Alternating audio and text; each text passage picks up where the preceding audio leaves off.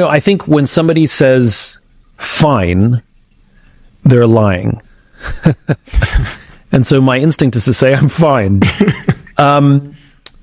I am going through some ups and downs. I'm in a period of flux, which is fine. That genuinely is good. I like a little bit of chaos in my life. It's where creativity comes from. And if I look back at my career, I would take a job, I'd have a fast-moving career, it would get to a great point, it would plateau, and then I'd quit. And I'm sort of at that point. I love a steep learning curve. I love a difficult situation, and I like trying something new and building something. And so I'm shifting away from in-person public speaking, which I think surprises a lot of people. But recognize that I never considered myself a public speaker in the first place. It's just something I did to advance my cause. It was never my chosen career. So not doing it, as much as I enjoy it, and I know is not that difficult. So what next is a little bit of an unknown. I have some ideas and I'm testing some things out, but I don't actually know where I'm going to go. Why are you shifting away from public speaking? Give me the context as to why this is a sort of a pivotal moment. There are multiple reasons. I consider myself a preacher. And when I set out on my journey many years ago, I was espousing a vision of what business could look like and what the world could look like, what our careers could look like that was different than the world that we lived in. Talking about purpose at work was some hippy-dippy stuff, and now it's a completely normal conversation. And I'm really proud to have been a part of that movement. And so when I would stand on a stage, I was preaching to people who had never heard of my work, who had never heard of these concepts, at least not explained the way I explain them. And I was converting audiences. That was, and the good news is the movement has its own momentum. And I don't know how many, I'm converting vastly fewer people now. When I walk into the room. Now they're looking for tools. Now they're looking for, which is great. And so I want to now pivot myself so that I can start having significant impact again, so that I can start affecting greater change, not just maintenance. The personal side is different. I know that mental health is a big and important topic right now. And I had a conversation with somebody recently, and I've realized I actually don't like the term mental health. It sounds like a fixed destination. It sounds like, if you don't have health, like if you're not perfect, there's something wrong with you. So any kind of divergence or sadness means you're imperfect, right? And that's not true. And I think it's an unfair standard to call it mental health. And I think, because at the end of the day, like, think about your body when you go to the gym, right? We call that fitness. And some days you have good days at the gym, and some days you have bad days at the gym. Some days your body feels amazing, you can lift huge weight. And some day, for whatever reason, you got enough sleep, you're eating well, you're hydrated, your body's just not working that day. And we're all familiar with that. And it doesn't really bother us. You're like, bad day today. And you move on. And you allow that to happen. But we don't treat our mental fitness the same way. Being a human, you are 100% mentally fit if you have sadness, and if you have joy, and if you have doubt and uncertainty and insecurity. That's what it is to be human. Like, your body sometimes has pain. There's nothing wrong with your body. And so I like to call it mental fitness rather than mental health, right? I'm always working on my mental fitness. Mm-hmm. And I allow for periods of darkness. So right now, when you said, how are you? The space that I'm sitting in is I'm actually feeling quite lonely. Mm. And I learned about how to manage mental fitness during COVID more than I ever had prior, because we had to deal with so much shit, right? And so prior, I would have been embarrassed by saying I'm feeling lonely. I would have hid it, suppressed it, don't like negative feelings.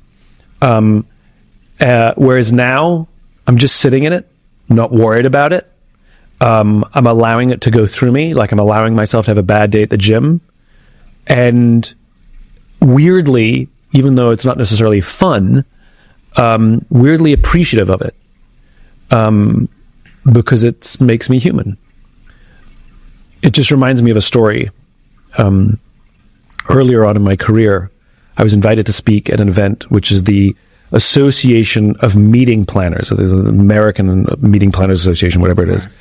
Literally, everybody who hires speakers from every big company and association has their own association, and they come and have their own event. So to get invited to speak at this event is like, if you nail it, your career is set for the rest of your life. And if you blow it, your career is over, right? Because like literally everybody who hires all the speakers for all the big events is in this room. And I got invited. Huge honor, right? And this is back in the Start With Why days, and I'm good at Start With Why. Like, I've done this thing probably thousands of times. I know my stuff. So I get up there, I'm doing Start With Why, and I lose my train of thought. It's okay. I'm a professional. I know how to deal with losing your train of thought. You go quiet, you relax, you get your thoughts back, and you pick up where you left off. It's happened before, no problem. So I do what I know how to do. I go quiet, and nothing comes in. And now the panic starts. Now the heart starts pounding. Now my life is flashing before my eyes. Now I'm recognizing, oh my God, my career is over, you know? And I look at my pad, and I look at the audience. I cannot remember what I was saying. I don't know what to say next. I don't have a joke. I've got nothing. I've just got panic. So I turn to the audience and I say, do you ever have that feeling, that sinking feeling when you lose your train of thought, where your heart starts pounding and your hands get clammy and your life flashes before your eyes? I said, I'm having that right now. And I'll tell you, I am so grateful for that feeling right now because it makes me feel alive. And the audience exploded with applause. I said, right. Now, if somebody could please just tell me what I was saying so I could pick up where I left off, and somebody screamed something out and went, thank you, and I picked up and I finished. The point was, I could have suppressed the panic, but I was open about the way I was feeling, and what I learned was everybody was there to support me because I acknowledged that I'm human, and it's relatable. And so that's how I feel right now.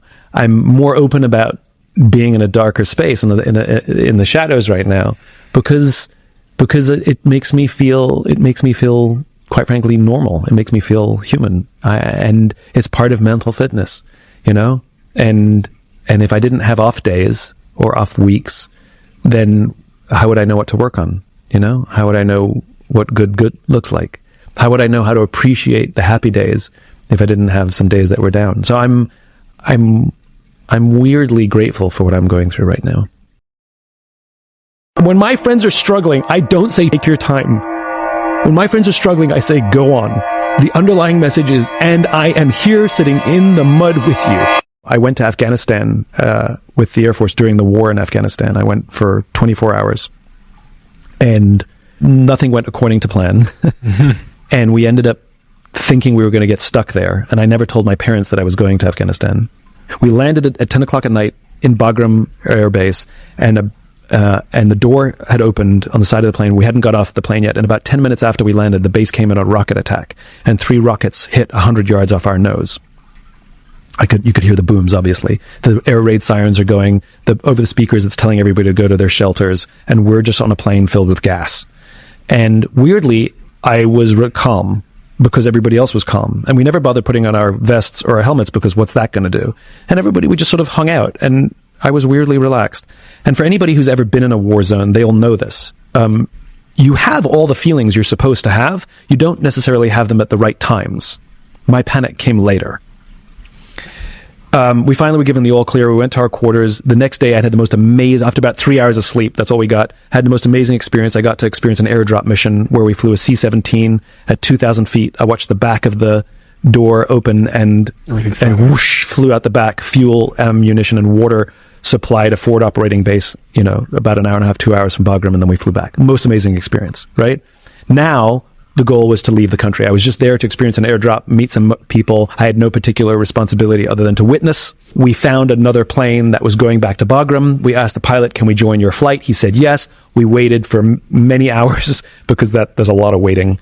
And we finally got on the plane. We're literally 5 minutes from leaving. We're all strapped into the back of this KC-46 again. And it's a outbound aeromedical. So we're taking out wounded servicemen and women. And 5 minutes before we leave, the pilot comes up to us and says, I need to bump you off this flight because I need some extra room for stretchers. And we went, sounds good. If there's ever a good reason to get bumped off a flight, this is it. So we took our stuff off and we thought, okay, let's go find another flight. And that's when we learned that there are no other flights leaving until Tuesday, and it's only Saturday. And now all of a sudden, every fiber of my body sank. All of a sudden I realized I'm stuck in this country and there's no guarantee I'm going to get on a flight on Tuesday. I don't have any way to contact my parents. I'm just going to be completely out of touch after the date that they think I'm coming home. And even if I did call them, what am I going to say? I'm not going to be home. I'm in Afghanistan, like in the middle of a war, you know? I remember I had a tremendous self-awareness of how I felt and who I was becoming. And there was a public affairs officer who said, I can get you to Kyrgyzstan, but you don't have the right visa. And I literally put my finger in his face. I don't do that. I've never held my finger in someone's face in my life. And I put my finger in his face and said, you get me on that plane. Like, I don't talk to people that way. And I could see myself becoming this person that I am not and didn't want to be. We went back to our quarters. We were all exhausted. And so I lay down on the bed and closed my eyes just because I was tired, but there's no way I was sleeping. My mind was racing.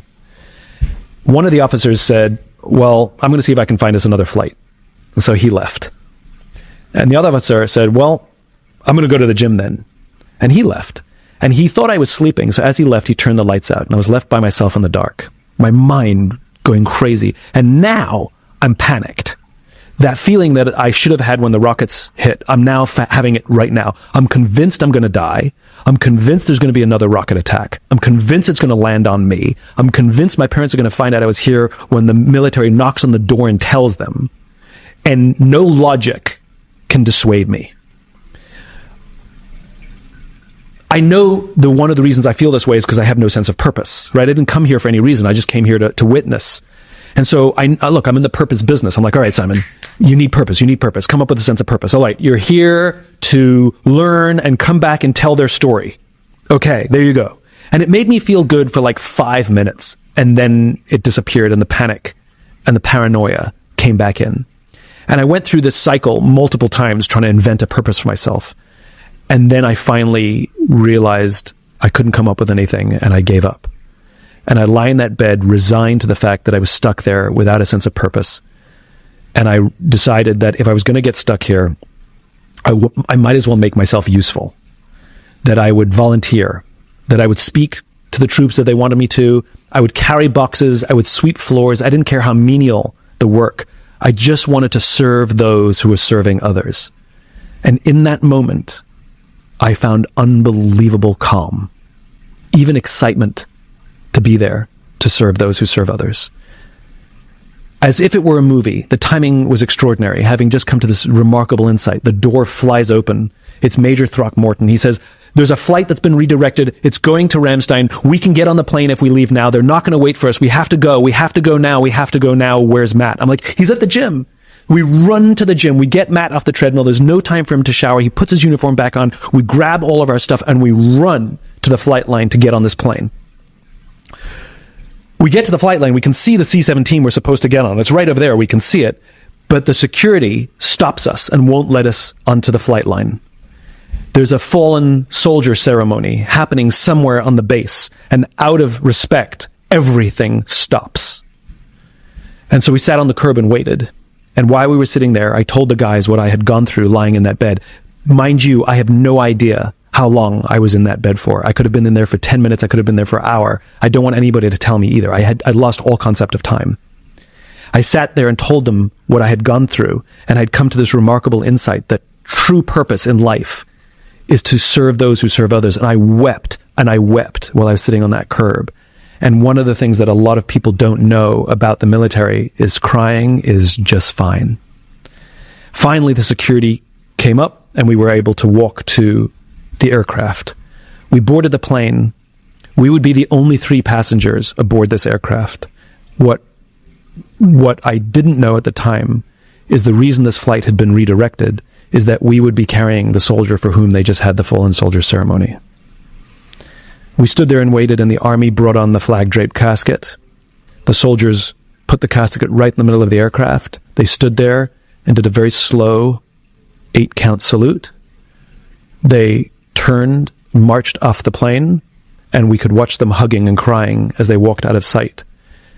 Our Air Force crew got to work, and they strapped the casket down in the middle of the aircraft, and we got going. I've never had such an honor in my life, having just gone through this experience that I had on the ground, learning that true purpose is the opportunity to serve those who serve others, that I get to bring home somebody who knows a lot more about purpose than I ever will. We land at Ramstein, and we have one night at Ramstein before we come home. The final flight home is another C-17 back to Andrews Air Force Base.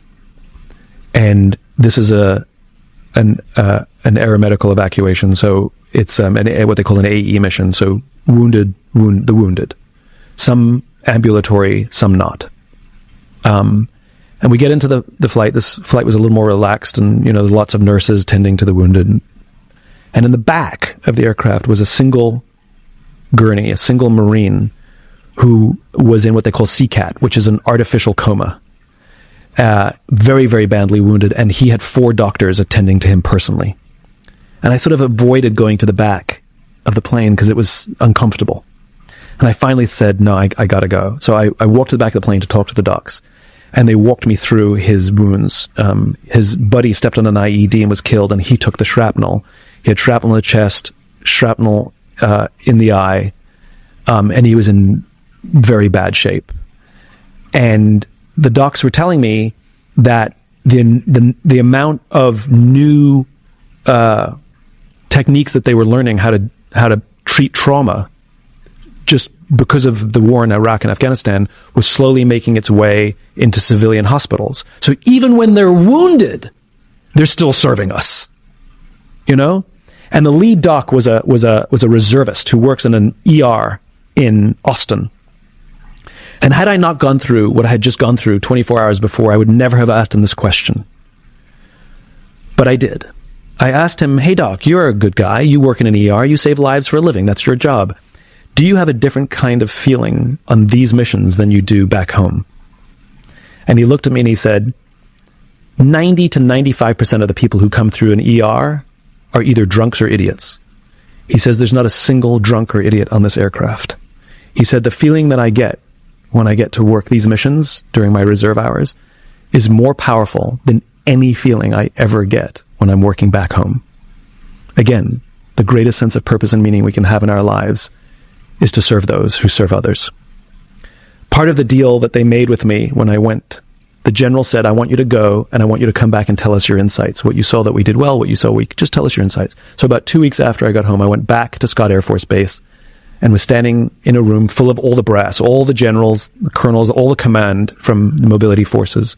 And they just wanted me to report on what I saw. And I went through everything. And I wasn't sure if I was going to tell them about bringing home this flag-draped casket. That was the emotions were very raw still. And I'm not sure I wanted to do it or could do it. And I remembered I was reporting on everything else that I saw and the people I met and the things that I thought were amazing. And I took a pause and I decided to tell the story. And now, the emotions are right on the surface. And I tell the whole story in even more detail than I'm telling you now. And I got to the point where I choked up and I couldn't continue. I couldn't tell the story anymore. Now, if this was the private sector and I was standing on a stage telling this exact story, somebody in private sector would say to me, take your time. They would say, it's okay. That's what they would say to me, right? It's happened. Take your time, right? That's not what happened.